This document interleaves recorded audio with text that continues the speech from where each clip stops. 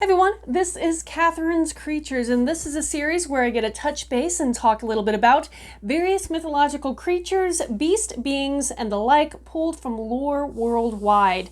And I always like to preface by saying that I am not a linguist, so if I mispronounce anything, I apologize in advance. I try my best, but I know mispronunciations do occur. Now, with that said, we're going to jump over to one of my favorite mythologies, Norse mythology. And we're going to actually talk about two creatures simultaneously. And their names, and crossing fingers that I'm even close, their names are Tanngrisnir and Tanngnjostr.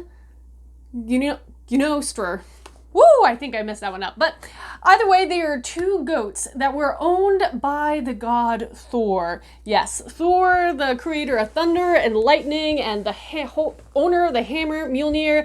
You may have heard of him if you watch any superhero movies in the last pretty much a decade. So with that said, we're going to go back to the actual mythos behind Thor, and in particular, his two goats. So their names, again, Tanngrisnir and Tanngnjostr, are translate roughly to teeth grinder and thin teeth. Sometimes people translate it to the one who has a gap in his teeth.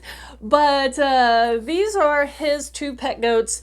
You have seen them depicted, or you may have seen them depicted, pulling his war chariot. Again, referring to God of Thor's war chariot whenever he goes to battle, especially to the evil giants known as Jotnar in myth.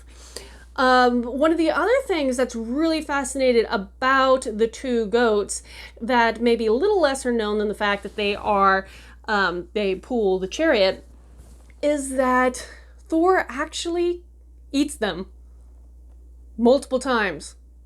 Because he actually uses their flesh, their meat, to help nourish his body. And he has a special ability that, when combined with his hammer Mjolnir, he's able to resurrect them again each day. So they come back as happy as before and no worse for wear, and go on their merry way, continuing to pull his chariot until the next time Thor needs a snack. Strange stuff. Now, actually, there is a story where things happen not exactly the way the God of Thunder wanted. In this particular story, Thor was actually staying on Earth, or Midgard as it would be called, the world of mankind, and choosing to sleep under the roof of a couple peasants who were hosting him. And as a kind of a way, the ancient Nordic people were very big in gift giving, and giving the host a gift and vice versa. Host would often give guests gifts. And so Thor arrives, and to treat the peasants, because they don't have a lot of food, he offers them the meat of his goats. So he goes out, kills both of the animals, brings in the flesh, they cook it, they have a great feast. And his one thing is, you can eat it all, but do not break, damage, or mar the bones. Do not do it, do not do it, do not do it. And so everybody ate and was having a great time and started going to bed. But the son of the family, and his name, if I recall, was Thialfi. And he, a young, probably teenager in my mind, they eat a lot.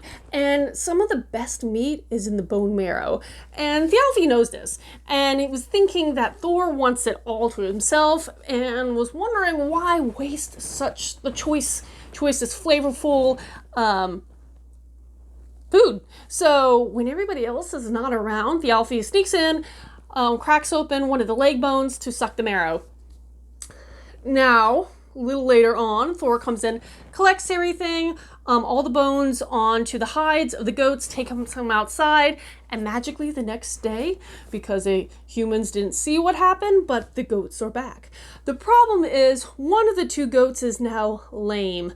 This was very bad, and Thor was furious. So, in recompense, Thor actually takes Thialfi and his sister Roskva and since that point, uses both of them as his personal servants. So that's kind of the punishment for Thialfi doing what he's not supposed to do and causing one of his two goats to become lame. He and his sister are now servants of Thor. But that's that story. So that's, I thought, was really kind of fun. If you have any questions for me about this or anything else pertaining to lore and legend, post them in the comments below, or just, reach out to me on any of my social media. And until next time, everyone, Skål.